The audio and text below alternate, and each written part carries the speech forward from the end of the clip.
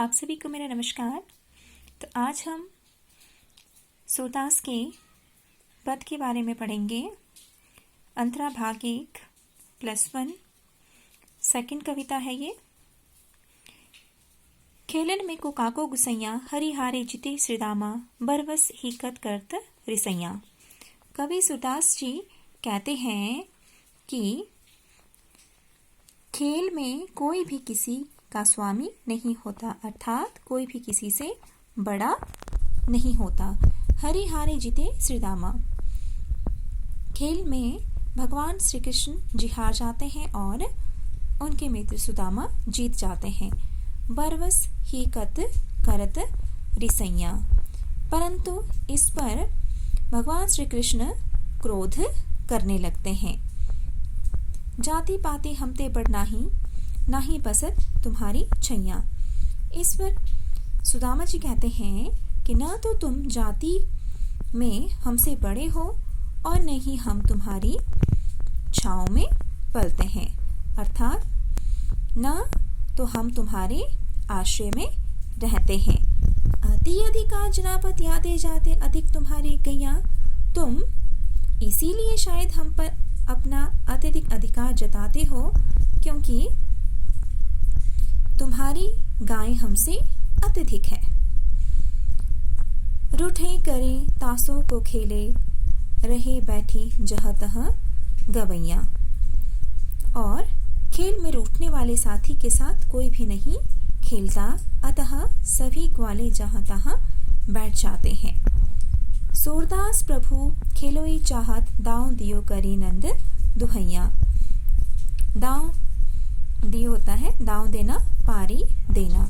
कवि सूरदास जी कहते हैं कि यद्यपि भगवान श्री कृष्ण खेलना चाहते हैं तो नंद बाबा की दुहाई देकर सुदामा को दाव दे देते हैं, अर्थात नंद बाबा की दुहाई देकर सुदामा को पुनः पारी प्रदान करते हैं।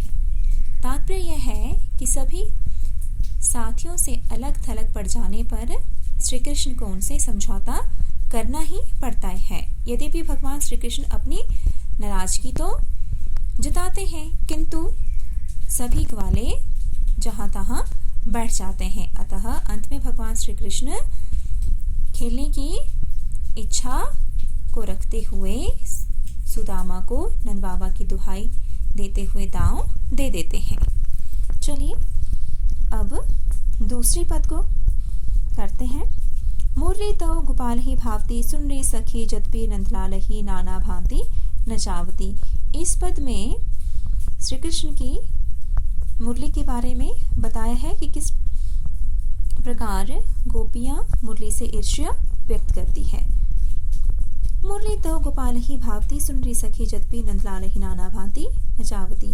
गोपी कहती है कि हे सखी सुनो, कृष्ण को मुरली तब भी अच्छी लगती है जबकि वह नंदलाल को तरह तरह से नाच नचाती है। राखती एक पाई ठाडो करे अति अधिकार जनावती। और यह मुरली भगवान श्री कृष्ण पर अत्यधिक अधिकार जताती है तथा उन्हें एक पैर पर खड़ा रखती है। कोमल तन आज्ञा करवावती कटी टेढ़ो है आवती। कटी होता है कमर, अति अधीर सुजान कनौड़े गिरधर नार नवावती। और एक पैर पर खड़ा रखने पर भगवान श्री कृष्ण के अत्यधिक कोमल शरीर से अपनी आज्ञा का पालन करवाते हुए उनकी कमर तक को टेढ़ी कर देती है। देखेंगे ध्यान से थोड़ा। कोमल तन आज्ञा करावती कटी टेढ़ो है आवती। और भगवान श्री कृष्ण के कोमल शरीर से अपनी आज्ञा का पालन करवाते हुए उनकी कमर तक को टेढ़ा करवा देती है। अति अधीन सुजान कनौड़े, सुजान होता है चतुर, कनौड़े होता है कृपा से दबना, गिरधर नार नवावती, नार होता है स्त्री। गोपी कहती है कि मुरली ने भगवान श्री कृष्ण को अपने अधीन इतना कर लिया है कि पर्वत को धारण करने वाले चतुर कृष्ण उसके संकेत से इस प्रकार अपनी गर्दन को झुका लेते हैं जैसे मानो वे उसकी कृपा से दबे हुए हो।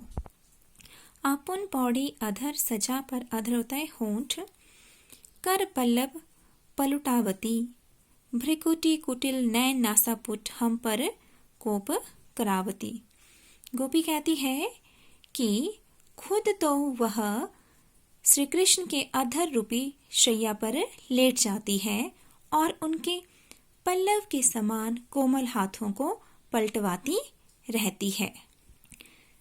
भ्रिकुटी कुटिल नैन नासापुट हम पर क्रोध करवावती तथा वह भुहों को, आंखों को और नासापुट होता है नथुनों को टेढ़ा कराकर हम पर उनसे क्रोध करवाती रहती है।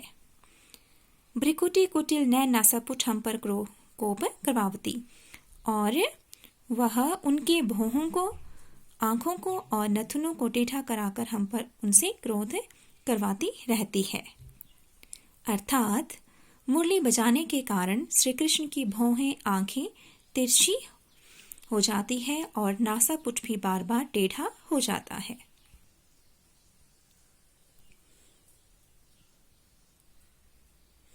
सुर प्रसन्न जानी एको छिन धरती शीस डुलवावती। कवि सूरदास जी कहते हैं कि मुरली यदि एक क्षण के लिए भी प्रसन्न हो जाती है तो भगवान श्री कृष्ण भी अपने शीश को हिलाने लगते हैं।